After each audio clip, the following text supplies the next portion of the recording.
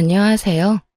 저는 30대 중반에 홀로 아이를 키우고 있는 평범한 싱글맘이에요. 여러분은 미신을 얼마나 믿어요? 점, 사주팔자, 타로 이런 거 말이에요. 사실 저도 이번 일을 겪기 전까지는 이런 미신들을 가끔씩 보기도 한 사람이에요.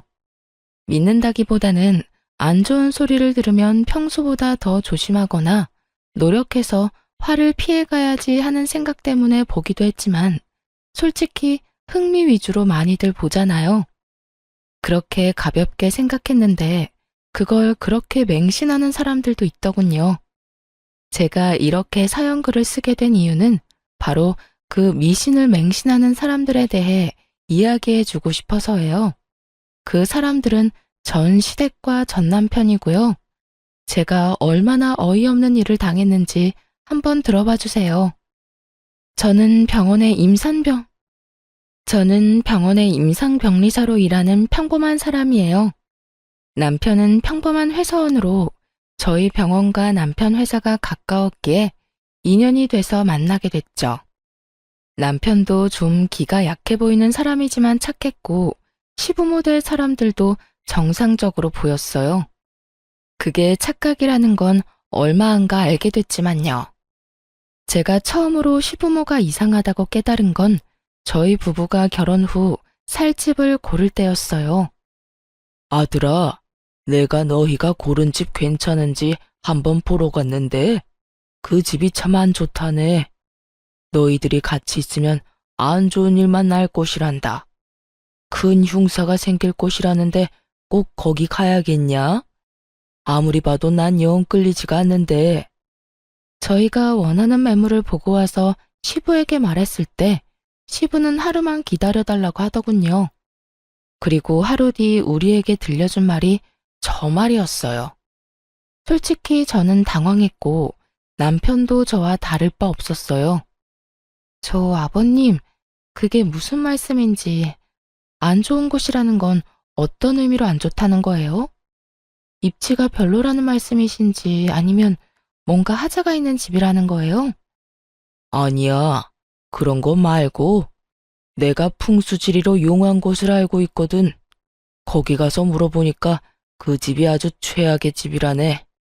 그쪽 방향으로 가면 너희한테 좋을 게 하나도 없단다. 그러니까 다른 쪽으로 알아봐라. 너희가 잘 돼야 우리 가문이 잘 되는 법인데 정 그곳에 가겠다면 우리는 집값 지원 절대로 못 해주니까 그렇게 알고. 설마 풍수지리 때문에 저희한테 지원을 못 해주겠다고 말씀하시는 거예요? 저는 그 말에 뒤통수 한 대 맞은 기분이었어요. 사실 저희 부부가 20대 후반, 28이라는 이른 나이에 결혼을 했었거든요. 사회 초년생이 된 지 얼마 되지 않아서 당연히 모아둔 돈이 많지 않으니 어쩔 수 없이 시댁과 친정의 도움을 받을 수밖에 없었어요. 그래서 집을 사려고 할 때 친정에서 1억, 시댁에서 5천을 지원해주기로 했거든요. 그리고 나머지는 저희 대출을 끼고 들어갈 계획이었죠. 수도권이 아니라 집값은 그리 비싸지 않았지만 저희가 워낙 돈이 없었으니 어쩔 수 없이 두 가족의 손을 빌린 거예요. 그런데 갑작스레 시부가 저런 말을 하니 배신감이 느껴질 수밖에요. 게다가 직접 가보고 결정한 것도 아니고 점을 보고 와서 저런 말을 하니 너무 어이없잖아요. 제 표정 관리가 안 되고 있을 때 시부가 그러더군요. 그게 얼마나 중요한지 너희가 아직 어려서 모르는 거야. 모름지기 사람은 좋은 기운을 품고 살아야 하는 법이지. 그래서 내가 풍수지리 잘 아는 사람 데리고 너희 신혼집에 어울릴 만한 집을 찾으러 다녀보고 왔거든. 내가 눈여겨본 곳이 있는데 한번 가보자꾸나. 너희가 고른 집은 풍수지리에도 안 맞고 누가 들어가도 나쁜 터라고 하더라고. 그러니까 길한 곳도 한번 보고 오는 게 좋지 않겠냐. 그래야 너희 생각도 바뀔 거 아니냐. 좋은 의도라는 건 잘 알겠어요. 하나뿐인 아들 내외를 좋은 집에서 누구보다 길한 곳에서 보금자리를 꾸며주고 싶은 그 마음. 정말 솔직히 이런 형태가 아니었다면 고마워서 눈물이 났겠죠. 그런데 이건 좀 아니잖아요. 게다가 시부가 보내준 주소를 보니 눈앞이 캄캄했어요. 직장과는 너무 먼 데다가 지은 지 오래된 집이었거든요. 게다가 찍어준 사진만 봐도 리모델링 비용이 얼마나 나올지 예측이 불가할 만큼 허름했어요. 솔직히 그 사진을 보고 나니 시부가 일부러 점집이나 풍수지리 이야기를 꺼낸 줄 알았어요. 비싼 집 안 보내려고 저러는 거구나 하고. 그렇지만 시부가 그것도 돈도 지원해줄 사람이 가자는데 거절할 사람이 어디 있겠어요? 결국 울며 겨자 먹기로 시부를 따라 나섰죠. 저희 부부는 이후에 다른 곳에 갈 일이 있어서 시부와는 차를 따로 타고 갔어요. 남편 차 타고 가는 길에 순간 그 근처에 살고 있는 친한 간호사가 생각났어요. 몇 년 전 결혼해서 그 동에 산다고 들었거든요. 그래서 동료에게 전화를 걸었어요. 괜찮은지 정보 좀 알아보려고요. 여보세요? 나야. 나 뭐 궁금한 게 있어서 연락했는데 잠깐 통화 돼? 응, 통화 괜찮아. 무슨 일인데 이렇게 전화로? 내일 병원 가서 물어보면 되지. 지금 당장 알아야 하는 일이라서 그렇지. 다른 게 아니고 지금 신혼집 보러 너희 집 근처로 가거든? 폰에 있는 지도로 찾아보니까 딱 너희 집 바로 근처더라고. 그 주소 보내줄 테니까 거기 집 괜찮은지 알려줄래? 아버님이 좋은 길지라고 지금 보러 가는데 네가 동네 사람이니까 잘 알 거 아니야. 외관 사진도 보내줄게. 나도 동네 일 잘 모르는데 일단 주소로 지도 한번 찾아보고. 어? 야, 여기는 좀 그냥 다른 데 찾아보는 게 어때? 급하게 다그치는 동료의 말에 저는 깜짝 놀라 되물었어요. 왜 그래? 뭐가 안 좋아? 너 여기 절대 가지 마. 여기 몇 달 전에 칼부림 있었던 곳이야. 그래서 경찰들이 노란 줄 쳐놓고 못 들어가게 막고 난리도 아니었거든? 내가 동네 아무리 관심이 없어도 그 정도로 소란스러우면 모르는 게 더 이상하지. 어쨌든 완전 재수 온 붙은 집이니까 절대로 가지 마. 네가 우리 집 근처에 오는 거면 나는 좋은데 이 집은 나라면 절대 안 가. 그 이야기를 듣는데 머리가 새하얘지더군요. 제가 무슨 소리를 들었나 싶을 정도로요. 남편에게 이야기를 하려는데 벌써 도착한 상태였고 친구와 연락을 끊고 일단 시부와 함께 그 문제의 집으로 갔어요. 그 집 앞에는 남자가 한 사람 서 있었는데 소개로는 공인중개사라고 하더군요. 그렇게 시부와 함께 저희도 일단 집에 따라 들어갔죠. 사실 집 자체는 사진으로 보는 것보다는 덜 더러웠어요.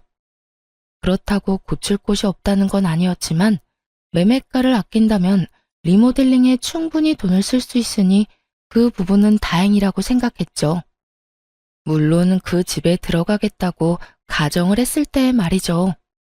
저는 이곳에 들어갈 생각이 이미 눈꼽만큼도 없었거든요. 집을 둘러보는 내내 시부는 이 집이 얼마나 길한지, 빛과 채광이 얼마나 좋은지, 기운이 얼마나 좋은지를 귀에 딱지가 않도록 주절거렸어요. 그리고 저는 말 한마디 없이 냉랭한 표정으로 공인중개사의 입만 쳐다보고 있었고요. 해줘야 할 말을 안 하더군요. 그래서 제가 물었어요. 그런데 공인중개사님, 궁금한 게 있는데 왜 이 집이 문제 매물인 건 이야기 안 해주세요? 예? 모른 척 하지 마세요. 제가 이 근처 사는 직장 동료한테 이미 들었는데요. 여기 몇 달 전에 칼부림 났었다면서요? 그래서 경찰들 와서 난리도 아니었다는데 설마 그걸 모르셨던 건 아니죠? 제 말에 남편과 시부의 얼굴이 확 일그러지더군요. 저는 일부러 시부 보는 앞에서 공인중개사를 더 추궁했어요. 솔직히 말이 안 되잖아요. 중간에 다른 사람이 살았던 것도 아니고 그렇게 큰일이 있었는데 저희가 매매 계약하고 나서 이 사실을 알았으면 얼마나 찝찝했겠어요? 저희는 아무리 돈 없어도 이렇게 재수없는 집은 안 들어가요. 저희 아버님이 풍수질이랑 기운에 얼마나 민감한지 모르시죠? 오늘도 좋은 곳이라고 해서 왔는데 이런 식으로 사람 속이시면 그게요. 그런 일이 있기는 했는데 시간도 좀 오래되기도 했고 무엇보다 매물이 워낙 싸지 않습니까? 이 정도 번화가에 이 가격이면 솔직히 거저나 다름없죠. 아무리 돈을 적게 줘도 문제 있는 곳이면 이야기는 해줬어야죠.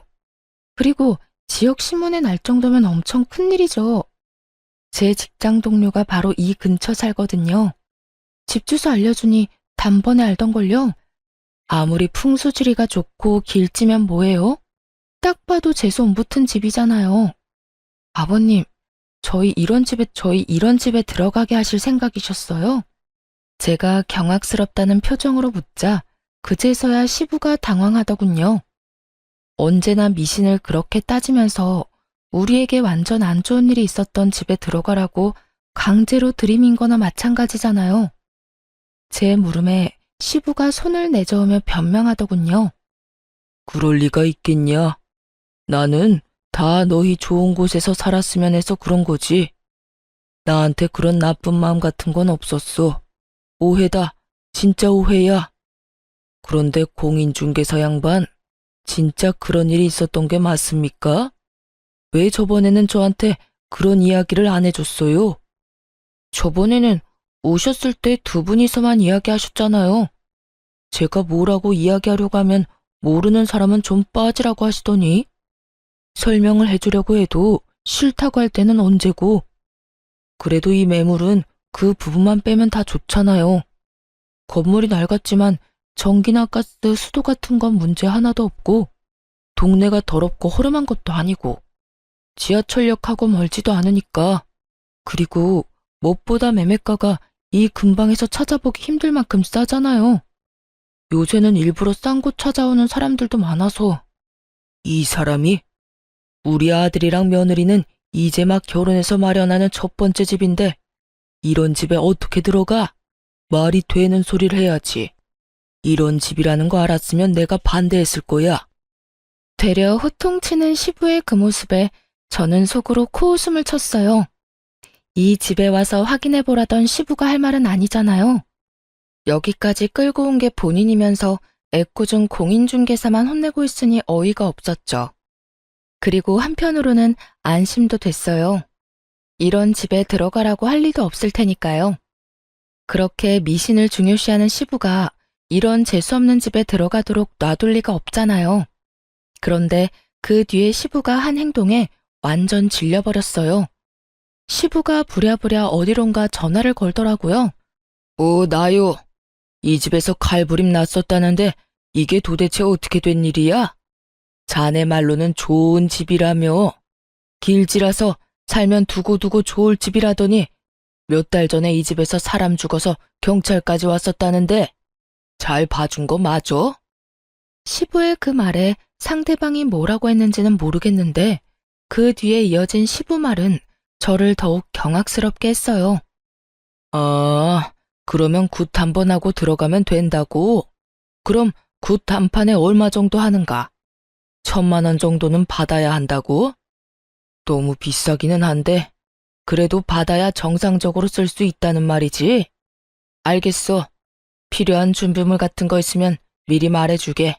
시간도 길한 시간 골라서 알려주고. 이 집을 포기한 건 아닌지 굿을 하겠다는 말을 하더군요. 분명히는 저나 상대방이 굿을 권한 거겠죠. 그 말에 저는 열이 받았어요. 굿이라니. 저는 절대로 굿을 한 집이나 사람 죽어나간 집에서 살고 싶은 마음이 없었어요. 그런데 우리 부부의 생각은 묻지도 않고 자연스레 굿 이야기를 하는 시부에게 소리쳤어요. 아버님, 잠시만 전화 끊어보세요. 응? 중요한 이야기 하는 중인데 내가 이따가 다시 전화할 테니까 조금만 기다려봐. 전화를 끊은 시부에게 제가 말했죠. 아버님, 아무리 그래도 그거 가지고 구술하는 건 좀 아닌 것 같아요. 그냥 차라리 다른 곳을 알아보는 게 어떨까 싶은데요. 좋은 집 찾는데 들인 돈도 있으실 텐데 굳이 나쁜 집에 굿까지 해서 사는 건 아닌 것 같아서요. 제 말에 골똘히 생각하던 시부가 고개를 끄덕이더군요. 하긴 워낙에 비싼 돈이었으니 고개를 끄덕일 수밖에요. 저는 공인중개사를 보며 말했어요. 저희 시아버지께서 기운이 좋은 집을 좋아하세요. 풍수질이나 뭐 이런 것도 좀 보시고요. 근데 공인중개사들이 생각하는 그런 집은 어떤 집일까요? 그거야. 그 집에 살면서 로또에 당첨이 됐거나 원하던 걸 이뤄서 더 큰 집으로 가거나 돈을 많이 모아 더 좋은 곳으로 가는 집이 좋은 집이죠. 그런 집들은 대개가 기운이 좋다고들 하거든요. 그 이야기를 듣자마자 저는 믿져야 본전이라는 생각으로 저희 부부가 처음에 가길 원했던 집의 계약을 맡은 공인중개사에게 스피커폰으로 전화를 걸었어요. 네, 며칠 전에 집 보고 갔던 사람이에요. 그 아파트 말인데요. 혹시 전 주인분이 왜 이사하시려는 건지 알 수 있을까요? 그 집이요? 거기 부부가 원래는 집을 지으려다가 돈이 모자라서 그 집 매매해서 들어갔다고 하더라고요. 그런데 얼마 전에 집값도 많이 올랐고 목표로 하던 금액도 모여서 이참에 그 집 팔고 외곽에 고급 주택 지어서 갈 거라고 하더라고요. 들어간 지 5년 만에 더 큰 집으로 갔으니 집 기운이 좋은가 봐요. 그 사람들 전에 주인도 짧은 기간에 돈 많이 모아서 더 큰 집으로 갔거든요. 완벽해 보이지는 않아도 이력을 따져보면 그 집만큼 괜찮은 집도 없어요. 그러니까 그게 진짜인지 가짜인지는 정말로 아무 필요도 없었어요. 공인중개사가 그렇게 말해주는 바람에 저희 부부 선택이 완벽했다는 게 증명이 됐으니까요. 그리고 그 집이 풍수지리상 길지인지 흉지인지도 전혀 관심 없었어요. 다만 시부가 알려준 집은 누가 봐도 재수없어 보여서 들어가기 싫었던 거고요. 그 사람의 말을 듣는데 시부도 더 이상 아무 말도 못하더군요. 아버님, 그렇다는데 혹시 원래 제가 말씀드렸던 곳으로 계약해도 될까요? 굳이 큰돈 들여서 흉흉한 집을 좋은 집으로 바꾸느니 그냥 다른 사람들에 의해 검증된 집에 가는 게 좋잖아요. 그래도 너희들한테는 그 집이 흉지라는데 너희가 계속 아플 거라고 해서 내가 그랬던 거지. 너희들이 상관없으면 그냥 그 집으로 하거라. 결국 시부의 허락을 받게 된 저희는 원래 봐두었던 집에 신혼집을 꾸리게 됐어요. 그 집에 들어가고서야 그 오싹한 기분이 사라졌어요. 시부가 추천해준 집에 들어가게 될까봐 얼마나 두려웠는지 다들 모르실 거예요. 그 집을 우리 손으로 사지 않았다는 것만으로도 정말 천만다행이라고 생각하고 있어요. 시부의 미신 사랑에 대해 뼈저리게 느끼게 된 것이 이 신혼집 구매 때였어요. 그리고 그 뒤에도 시부의 미신에 대한 맹목적인 애정은 전혀 사라지지 않고 더 커져가기만 했죠. 저희가 결혼하고 3년간 애가 전혀 생기지 않더라고요. 따로 피임을 하는 것도 아닌데 애가 생기지 않자 저희도 걱정은 됐지만 아직 나이가 30대 초반이었으니 조금만 더 기다려보자는 생각을 했어요. 그런데 시부가 이번에도 그 일에 간섭을 시작했어요. 며느라가 이번 연도에는 꼭 애를 가져야 한단다. 무조건 올해나 내년 안에 애를 낳아야 해. 내가 용한 점쟁이한테 갔다 왔는데 그래야 크게 될 손자를 얻을 수 있다는구나. 그 말에 저는 또 하는 생각이 들었죠. 여태껏 아무 말 없었던 이유는 우리를 배려해서라기보다는 때가 되지 않았기 때문이고요. 정말 하다하다 애 낳는 것까지 이렇게 간섭받을 줄은 꿈에도 생각해 본 적 없는데 말이죠. 그래도 어차피 한 번은 가봤어야 할 난임센터를 시부의 권유로 가게 됐으니 어찌 보면 잘된 일이기는 했죠. 난임으로 판정받기는 했지만 시술로 한 번의 아이를 가지게 됐거든요. 제가 임신했다고 했을 때 가장 좋아했던 사람이 시부였으니 솔직히 그간의 서운한 마음이 아주 조금 덜어지는 기분이었어요. 그러나 시부가 축하의 말을 건넨 뒤에 한 말은 저를 다시 답답하게 만들기에 충분했어요. 내가 나를 받아왔다. 출생택일이야. 애도 이제는 날짜 시간 맞춰서 낳아야 그게 되는 거야. 정말로 잘된 놈은 태어날 때부터 정해지는 거지. 네 출산 예정일에 맞춰서 받아온 날이다. 자, 받아놔라. 거기에는 누군가 휙휙 갈긴 듯한 날짜와 시간이 적혀 있었어요. 그걸 보면서 저는 정신이 아득해지는 기분이 들었죠. 또 미신. 그래도 이번에도 이해하려고 애는 썼어요. 솔직히 저도 애한테 좋다면 뭐든 하고 싶은 마음이니 날짜를 맞출 수만 있으면 맞춰서 낳고 싶다고 생각은 하니까요. 하지만 출산해보신 분들은 알잖아요. 제왕절개가 아닌 이상 그건 맞추기가 엄청 어렵다는 걸요. 저는 나지막히 한숨을 쉬며 시부에게 말했어요. 아버님, 날짜 받아와 주셔서 감사해요. 최대한 이 날짜에 나와보도록 노력할게요. 39주쯤이라 맞추려면 맞출 수도 있을 것 같긴 하네요. 완전 조산이라거나 만삭을 훌쩍 넘은 날짜가 아닌 게 다행이라면 다행이었죠. 그런데 저의 어정쩡한 대답이 마음에 들지 않았는지 시부가 저를 뚫어지게 쳐다보며 강조하더군요. 아가, 이건 선택사항이 아니다. 무조건 이 날짜, 이 시간 안에 나아야 해. 그래야 나라에 크게 이바지할 인물이 나온다고 했으니 네 선택에 우리 집안 미래가 달렸다는 거다. 아버님, 근데 애가 알고 나오는 것도 아니고 제왕절개 날짜를 잡아놓는다고 해도 그 날짜까지 진통이 안 오면 제왕절개가 가능하겠지만 날짜 전에 진통이 오면 안 될 수도 있어요. 그리고 아이나 저한테 문제가 생기면 더 빨리 아이를 낳을 수도 있고요.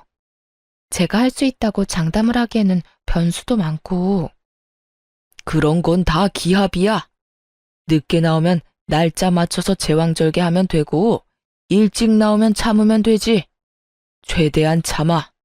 날짜 전까지 걷기 운동은 좀 피해. 그거 하면 일찍 나온다는 말이 있으니까. 무슨 애 하나 나오는데 집안의 미래까지 생각해요? 어떤 운명을 타고나든 잘 키우면 될 것을 애를 어떻게 키울지 상의하는 것도 아니고 좋은 날짜 시간만 받으면 노력하지 않아도 큰 사람으로 자랄 거라는 생각 자체가 얼마나 아니란 건지 아무도 지적하지 않더군요. 저는 더 이상 논쟁하고 싶지 않아서 알겠다고 말하고 시댁에서 나왔어요. 그 뒤로 시댁에는 일부러 발걸음을 자주 하지 않았어요. 그 대신 전화는 자주 짧게 했죠. 그래야 우리에게 얼굴 보자고 하지 않을 테니까요. 그렇게 거리를 두는 사이 점점 분만 예정일이 다가오기 시작했어요. 직장에 출산, 육아휴직을 위한 대체자를 구하지 못한 터라 38주가 될 때까지 꽉꽉 채워서 일을 했어요. 그리고 39주, 시부가 선택한 출산 태기를 하루 앞두고 결국 진통이 시작됐어요. 사실 이슬은 더 일찍 비쳤지만 통증이 없으니 병원에서는 오지 말고 진통 시작하면 오라고 했거든요. 그래서 기다렸던 건데 결국 얼마 지나지 않아 진통이 시작되더라고요. 일단 남편과 병원으로 향하는 내내 애가 잘못되지는 않을까 하는 생각만 했어요. 그리고 처음으로 아이를 낳는 두려움만 가득했죠. 그렇게 병원에 갔더니 문이 많이 열려서 지금이라도 힘을 줘야 한다고 하더군요. 게다가 애가 배 위에서 아래쪽으로 이미 내려오고 있는 상태라 힘을 줘서 빼내는 것만 남았다고 하더군요. 70% 진행된 상태라 무통도 못 맞는다고 하더군요. 출산 태기를 24시간 앞둔 시간이었어요. 저는 날짜 같은 건 생각도 안 났어요. 의사 선생님이 하는 말을 들으며 고개만 끄덕였죠. 비상 상황에 믿을 수 있는 사람은 의사뿐이니까요. 그렇게 모든 준비를 끝내고 진통으로 애를 밀어내고 있는데 남편이 자기 폰을 제 귀에 대어주더군요. 귀에 들리는 건 시부의 목소리였어요. 아가, 좀만 힘내라. 절대로 애를 일찍 낳으면 안 돼. 무조건 시간 끌어야 한다. 지금 낳으면 완전히 우리 집안 쪽박 차는 거야. 내일 낳아야 돼. 시간은 못 맞추더라도 날짜는 내일 날짜로 맞춰야 돼. 죽어있던 배의 힘이 쑥 빠지는 소리였죠. 이 상황에 참으라니. 뱃속이 지금 엉망진창이고 통증으로 정신도 오락가락하는 상황에 저런 말을 하는 시부도 참 대단한 사람이긴 했죠. 분만 직전이라 이 안쪽까지는 들어오지 못하고 시부는 밖에서 남편을 시켜 제게 계속 압박감을 불어넣었어요. 거기다 간호사와 의사까지 난처한 표정으로 남편에게 와서 말하더군요. 밖에서 보호자분께서 지금 막무가내예요. 나가서 진정 좀 시켜주세요. 지금 제왕절개가 안 될 정도로 자궁문이 많이 열린 상태라 어차피 자연분만 해야 합니다. 밖에서 할아버님이 내일까지 출산을 미뤄달라는데 그러면 아이도 산모도 위험해요. 위험하다고 말씀을 아무리 드려도 안 된다고 난리를 치시는데 저희는 생명을 위험하게 만드는 사람이 아니잖아요. 보호자분이 밖에 나가서 정리 좀 해주셔야 될 것 같은데요. 딱 들어도 의사 화가 많이 난 목소리였죠. 병원에서 일하고 있는 저도 자주 보거든요. 바빠 죽겠는데 진상 환자가 있으면 짜증이 2배가 아니라 10배로 늘어난다는 걸요. 게다가 환자도 아닌 보호자 때문에 환자까지 위험하게 생겼으니 그 위험에 따른 불안감도 한몫할 거고요. 그런데 웃긴 건 남편이 멀뚱하게 서 있던 거였어요. 당신 뭐해? 나 지금 당장 애 낳아야 해. 너무 아프다고. 그치만 아버지가 날짜 꼭 지켜야 한다고 하셨는데. 나 죽어나가도 그 말 할 거야? 네 앞에서 애랑 나랑 둘이 나란히 잘못되는 거 봐야 정신 차릴래? 애한테 무슨 일 생기면 당신네 가문에 미래고 뭐고 아무것도 없을 줄 알아? 저는 다 때려치고 빨리 낳고 싶은 마음뿐이었어요. 게다가 제왕절개를 안 해도 될 정도로 자궁문이 많이 열린 상황이었죠. 제 말에도 남편 놈이 우물쭈물하자 저는 열받아서 의사에게 말했어요. 의사 선생님, 주 보호자 필요 없고 환자인 제가 말할게요. 그리고 보호자 서명 뭐 이런 거 필요하시면 남편 말고 밖에 있는 저희 친정어머니한테 사인 받으시고요. 제 목소리가 밖에 다 들렸는지 시부가 밖에서 고함을 지르더군요. 무슨 소리야? 기다려. 내일 낳아야 된다고 내가 말했지? 어이, 의사 선생, 참을 수 있다니까. 조금만 시간 좀 더 끌어. 사돈, 이제 그만 좀 하세요. 동네 창피하게 왜 병원에서 난리예요? 그리고 왜 출산을 맞추려다가 내 딸까지 죽일 일 있어요? 당신네한테는 손주가 소중하겠지만 우리한테는 딸이 더 소중하거든요. 어디서 태어나지도 않은 애 출산을 맞추려고 내 딸 죽이려고 해. 경고하는데 내 딸한테 문제가 생기면 나 당신들 절대로 그냥 안 둬. 친정엄마 말에 시부도 덩달아 흥분했는지 쏘아붙이더군요. 사부인이 말씀이 지나치시네요. 내가 왜 이러는지 몰라서 그래요. 내일 애가 나와야 나라에 이바지할 큰 사람이 된다고. 나와야 사람이 되든 말든 할 거 아니오. 저러다가 둘 다 잘못되기라도 하면 그쪽이 책임지실 거냐고. 여기서 병원 업무 방해하면 의사 선생이 아니라 내가 당신 경찰서에 신고해버릴 거니까 지금 당장 여기서 나가세요. 사람들 보기 창피하지도 않아요? 요즘 세상에 어떻게 며느리 목숨을 가지고 이래라 저래라 하는 거야? 친정엄마의 따끔한 말과 주변 사람들의 더 따가운 눈총에 결국 시부는 쫓겨나듯 병원 밖으로 나갔어요. 친정엄마의 호통 소리를 들으며 저는 다시 마음의 안정을 찾았고 바로 분만을 하러 들어갔어요. 조금만 더 늦었어도 큰일 났을 거라고 의사가 말하는데 정말 속이 부글부글 끓었죠. 아이를 출산하며 감동으로 가득 차야 할 시간에 시부와 남편놈 때문에 그 감동이 엉망이 돼버렸으니 결국 화가 난 저는 출산을 마치고 남편에게 따졌어요. 당신 도대체 무슨 생각으로 아버님 편 든 거야? 설마 당신도 그 출생 날짜에 정신 팔린 거야? 나도 당황했어. 나도 두 사람 사이에서 어쩔 줄 몰랐다고. 누구를 따를지 나도 고민하고 있었거든. 그걸 어떻게 고민해? 당신 진짜 내가 죽어나가도 아버님 편들 생각이었어? 미쳤어? 설마 당신도 그 미신 믿는 거야? 그게 아무리 중요해도 목숨보다 더 중요한 거야? 그러니까 미안하다고 지금 사과하잖아. 늦었어. 이제 와서 무슨 사과야? 나 몸조리 친정에 살 거니까 당분간 만나러 오지 마. 결국 저는 화를 내고 조련 퇴소 후 친정에 몸조리하러 갔어요. 솔직히 남편에게 화가 난 건 둘째치고 시댁 어른들 얼굴 볼 일이 더 짜증나서 일부러 친정에 간 거였거든요. 친정엄마랑 그렇게 큰 소리 내며 싸운 시부가 친정에 올 수 있을 리 없으니까요. 시부가 와 봐야 할 말은 하나밖에 더 있겠어요. 사실 애 낳은 그날 저녁 전화로 생생하게 듣긴 했죠. 넌 어떻게 그걸 못 참고 그렇게 애를 빨리 낳았어?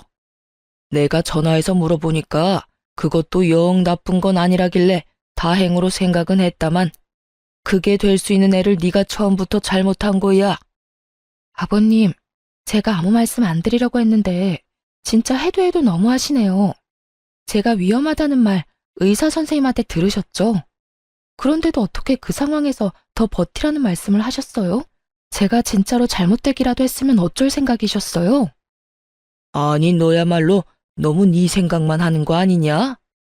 네가 결혼해서 우리 집에 들어온 게 그냥 너 좋으라고 하는 일인 줄 알아? 자식 손주들이 잘 돼야 집안이 평안한 법이다. 그래서 내가 그렇게 하루 늦게 나으라고 했는데 그걸 못 참아서 이 난리를 피우고. 적반하장인 시부를 보니 정이 다 떨어지더군요. 그래서 시부에게 통보했어요. 그래서 지금 제가 대역 죄인이네요? 그러면 속이라도 편하시게 제가 안 보이는 게 답인 것 같네요. 앞으로는 시댁 일에 절대 참견 안 할 테니 걱정 마세요. 그리고 아버님, 손주 어차피 마음에 안 드시죠? 잘 됐네요.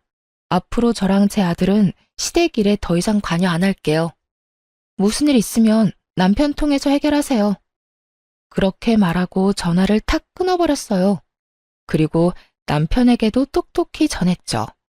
앞으로 시댁 일은 너 혼자서 알아서 하라고 말이죠. 며느리며 손자며 마음에 안 든다고 전할 리인데 뭐하러 내가 사서 고생해야 하느냐고요. 남편 놈은 저한테 미안하긴 했었는지 시댁과의 연락을 본인이 하려고 노력은 하더군요. 그런데 시부가 웃긴 게 저도 손주도 탐탁치 않다면서 매번 전화해서 애 보러 오고 싶다고 남편을 들들 볶더군요. 몇 번이나 마주칠 뻔한 걸 제가 다른 약속 만들어서 피해버렸어요. 한 5번째쯤 그렇게 피하니 더 이상 연락 안 하더군요. 제가 왜 그 사람한테 애를 보여줘야 하나요? 아무리 조손관계라도 원하던 시간에 안 태어나서 망했다고 생각하는 사람한테 제 자식 만나게 할 엄마가 어디 있나요? 그렇게 시부와의 만남을 필사적으로 피하며 저는 육아와 일을 병행하게 됐어요. 그리고 육아휴직 종료에 맞춰 아들을 어린이집에 보내게 됐어요. 이제 막 돌을 넘긴 아이를 어린이집에 보낸 부모들은 알 거예요. 어린이집은 애를 봐주는 좋은 곳임과 동시에 들어가면서 병원균에 노출되는 아주 무서운 곳이라는 걸. 저희 애만 그렇지는 않고 모든 애들이 그랬죠. 한 아이가 감기 걸려오면 그 반 애들은 다 줄줄이 걸리고 바이러스성 질병이라도 걸리면 또 다른 친구들도 다 걸리고 저희 아들은 또래보다 좀 더 많이 걸리는 편이었어요. 감기에 바이러스, 물놀이 이후에 요로 감염까지 와서 병원에 입원도 일주일씩 해야 했을 정도로요. 애가 자주 아프니 저도 연차를 계속 써야 했고 무엇보다 아이와 같이 입원을 해야 하니 몸이 축나기도 했어요. 이런데도 남편 놈은 괜찮냐는 말 한마디 없고 위로라도 해주면 좋을 것을. 제 맘 알아주는 사람은 친정엄마 뿐이더군요. 그런데 아기가 호흡기 바이러스로 열이 나서 입원했을 때 시부에게서 연락이 왔어요. 남편이 애가 아프다고 말한 모양이었어요. 전화를 받았는데 시부 이야기에 화가 확 치밀었죠. 손주 아픈 거 애 사주 때문에 그렇단다. 그러게 내가 뭘 했냐? 하루만 더 버티라고 했지. 그랬으면 잔병 치레도 안 하고 잘 컸을 텐데 네가 그걸 못 참는 바람에 애가 약하게 태어났잖아. 뭐 이미 애가 그렇게 나온 건 어쩔 수 없고 내가 그 문제는 이미 방법을 찾아놨으니 나중에 너 나랑 같이 어디 좀 가자. 느낌이 쎄했죠. 그 어디가 그저 평범한 곳일 거라는 생각은 전혀 들지도 않았죠. 어디를 가자는 말씀이세요? 신방. 용한 점쟁이가 그러는데 그거 한 번만 받으면 싹 다 낫는단다. 그러니까 애 태어나면 너랑 애 둘 다 준비하고. 자기 할 말만 하고 끊는 시부를 보며 화가 머리 끝까지 났죠. 당장 남편에게 전화해서 퍼부었어요. 아버님 도대체 무슨 생각이셔? 내가 병간호도 이렇게 힘들어 죽겠는데 왜 아버님 그딴 정신 나간 소리를 들어야 해? 세상에 어떤 사람이 두 돌도 안 된 애랑 며느리한테 신방을 가자고 하느냐고. 우리가 악귀야? 우리가 뭐 귀신이라도 붙었대? 지금 우리 애 반에 같은 질병으로 입원한 애가 둘이야. 이 지역에도 유행하는 중이고. 그럼 그 애들도 다 태기를 잘못해서 그런 거냐? 어디서 말도 안 되는 소리를 해. 이런 일은 당신이 중간에서 알아서 끊어줘야지. 나 스트레스 받아서 죽으라고 이러는 거지? 나 말려 죽이려고? 그딴 식으로 말하지 마. 아버지가 나쁜 마음으로 그랬겠어. 아버지도 손주 걱정하시는 거야. 할아버지가 손주 걱정하는 게 도대체 무슨 잘못인 건데? 당신이 이렇게 예민하게 나오니까 나도 아버지도 당신한테 문제가 있다고 생각하는 거지. 그리고 애가 이렇게 자주 아픈데 당신은 뭐라도 해볼 생각은 안 하고. 그래서 내놓은 해결 방법이 점집에 가서 물어보는 거야? 차라리 한의원을 가거나 어린이집을 안 가고 애 봐줄 사람 찾는 게 더 괜찮은 방법 아니야? 하긴 이미 애가 그렇게 타고났다고 생각하는 사람이 그런 걸 해줄 리가 없지. 당신도 반성 좀 해. 애한테 굿하겠다는 말 듣고도 멀쩡한 당신이 더 놀라운 거 알아? 남일이야. 당신의 일이라고. 아버님이 그런다고 당신까지 이러면 내가 어떻게 버텨? 내가 얼마나 스트레스 많이 받는지 당신은 정말 몰라서 그러는 건 아니지? 어쨌든 나 절대로 우리 아들 그런 곳에 못 보내. 그렇게 알고 당장 아버님 멈추도록 만들어. 그것도 못하면 진짜 당신 용서 안 할 거야? 저는 남편에게 쏟아붓고는 아이와 퇴원을 했어요. 그런데 아무리 생각해도 시부가 여기서 포기할 것 같지 않더라고요. 점쟁이가 애를 데려오라고 했다는 거 보면 분명 애도 데려가라고 기를 쓰겠죠. 그 생각하니 온몸이 오싹하더라고요. 분명 집으로 찾아올 것 같아서 애랑 친정으로 갔어요.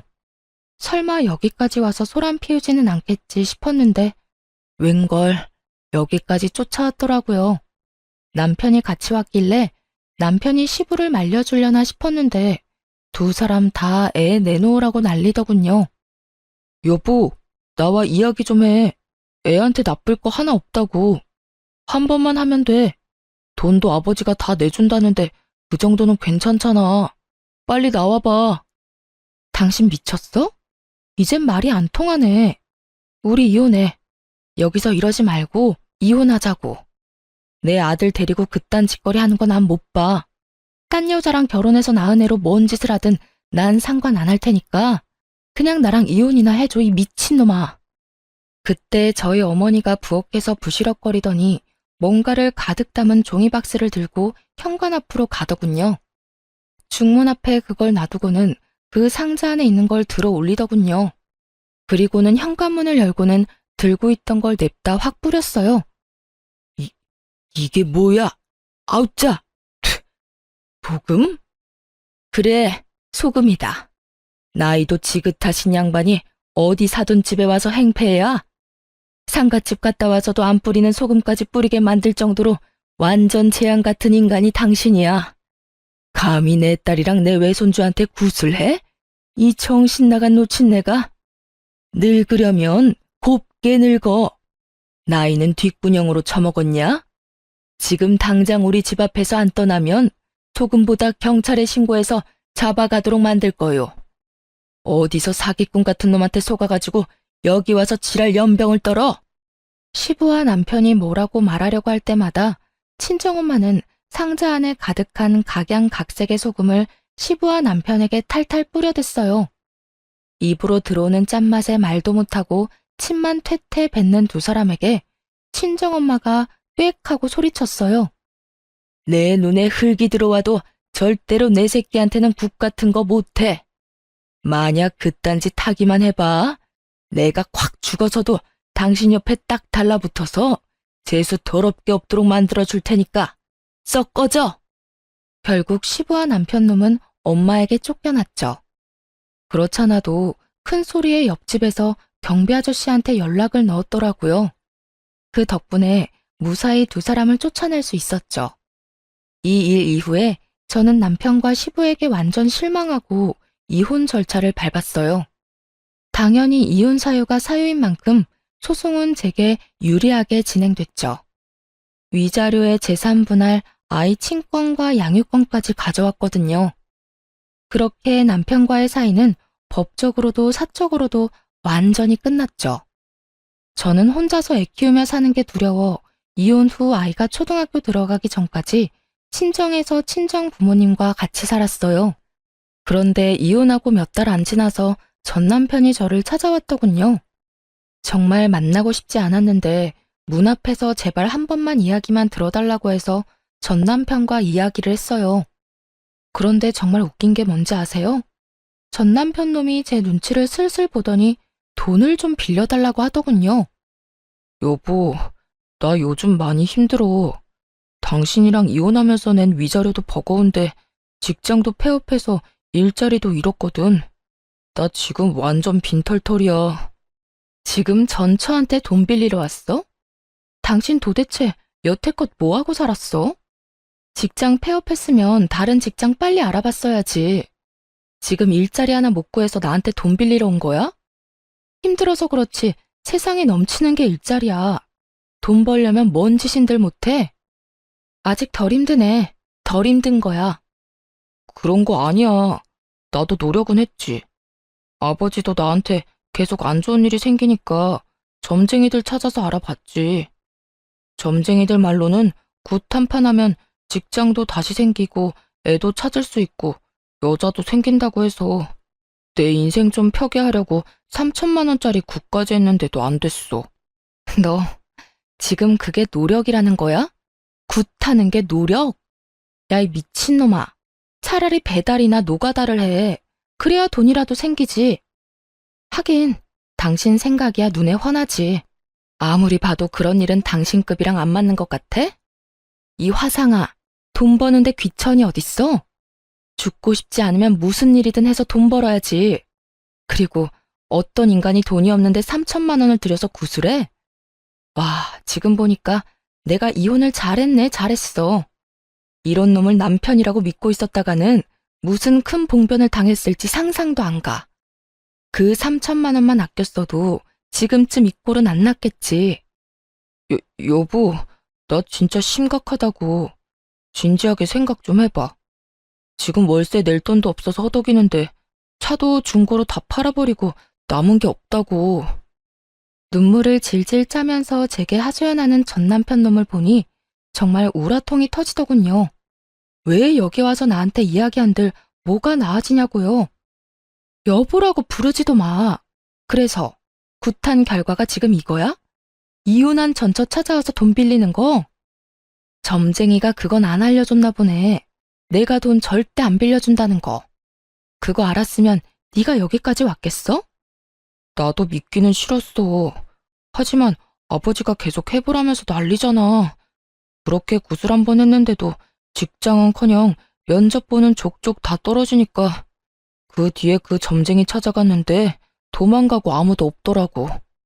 사기당한 거지. 아버지는 그걸 인정 못하셨고 나도 아버지 제정신으로 돌려보려고 애썼는데 안 되더라고. 용한 곳은 다 돌아보느라 집안의 살림살이도 거들났어. 아버지 집까지 팔아서 비싼 부적도 사고 굿까지 몇 번을 했는지 정말 아버지가 집 팔았다는 이야기 듣자마자 아버지가 무슨 짓을 했는지 소름이 돋을 정도로 현실적으로 와닿더라고. 당신이라도 정신을 차리고 있었어야지. 미신 같은 거 믿을 생각하지 말고 노력을 했었어야지. 지금도 당신 꼴 좀 봐. 이게 뭐 하는 거야? 그래서 돈 다 잃고 지금 후회한 사발 들이키면서 전처한테 눈물 콧물 흘리면서 돈 빌려달라는 거 우습지도 않아? 멀쩡한 몸뚱어리 놔두고 쉽게 돈 얻어볼 생각으로 이혼한 전처한테 찾아온 것도 어지간히 뻔뻔하지 않으면 못할 짓이긴 하지. 지금 이럴 시간에 알바라도 해서 돈이나 벌어. 네 자식 키울 양육비는 미루지 마. 제 말에 전 남편은 아무 말도 못하고 입만 앙 다물고 고개만 푹 수그리고 있더군요. 그 꼴 보니 답답해서 소리를 한 번 더 질렀어요. 당장 가서 일하라고. 배달이든 상하차든 공사판을 뛰든 지금 당장 할 수 있는 일을 해서 돈이나 벌어. 그렇게 전 남편은 본전도 못 찾고 돌아가야 했어요. 도대체 저는 왜 찾아온 건지 이해가 안 가더라고요. 저 찾아올 시간에 무슨 일이라도 했으면 이 정도로 허덕이지는 않았겠죠. 나중에야 들은 이야기이긴 한데 시부가 미신을 맹신하며 여기저기 돌아다니면서 쓴 돈만 2억이 넘는다더라고요. 근데 참 웃기죠? 그 돈을 써서 행복과 행운을 찾으려고 할수록 그 사람에게서 행복과 행운은 점점 더 멀어져 간다는 거요. 전 남편도 마찬가지죠. 시부처럼 미신을 믿는 순간부터 순차적으로 가지고 있던 걸 잃게 됐잖아요. 저와의 신뢰, 자식, 직장, 돈까지 몽땅 사라졌죠. 저 아들을 생각했다면 시부에게 동조할 것이 아니라 우리와 함께 했어야죠. 시부 편들다가 결국은 본인 인생 날아가고 시부도 가진 돈 다 털려서 아들에게 의지하며 산다는데 저는 솔직히 지금도 이해 안 가요. 시부가 왜 그렇게 맹목적으로 그런 것들을 믿었는지. 이혼 이후로는 절대 미신에는 눈길도 안 줘요. 그런 거 없어도 사람의 삶이라는 건 순리대로 흘러가는 법인데 중간에서 억지로 꼬려고 할수록 더 복잡해지는 거라고 저 혼자 이 상황을 겪고 그렇게 생각하기로 했어요. 뭐든 적당히가 제일 좋은 것 같아요. 적당하게 하기만 한다면 마음의 부담도 덜 수 있고 불안감도 다스릴 수 있겠죠. 가만히 보면 시부와 전 남편은 그런 불안에서 벗어날 수 없었기 때문에 미신이라는 도구에 의존하게 된 건지도 모르겠네요. 그러니 마음 다잡고 열심히 살 생각이에요. 그래도 전 남편도 자식 새끼 생각은 하는지 양육비만큼은 꼬박꼬박 잘 보내고 있어요. 들어보니 택배 상하차 일을 하고 있다더군요. 하려면 할 수 있는 일인 것을 왜 그때는 깨닫지 못했는지 참 이해가 안 가긴 합니다만 후회는 언제나 늦은 법이고 떠나간 버스는 다시 돌아올 일 없으니 그것도 전 남편이 만든 결과죠. 여러분, 뭐든 적당히가 중요한 것 아시겠죠?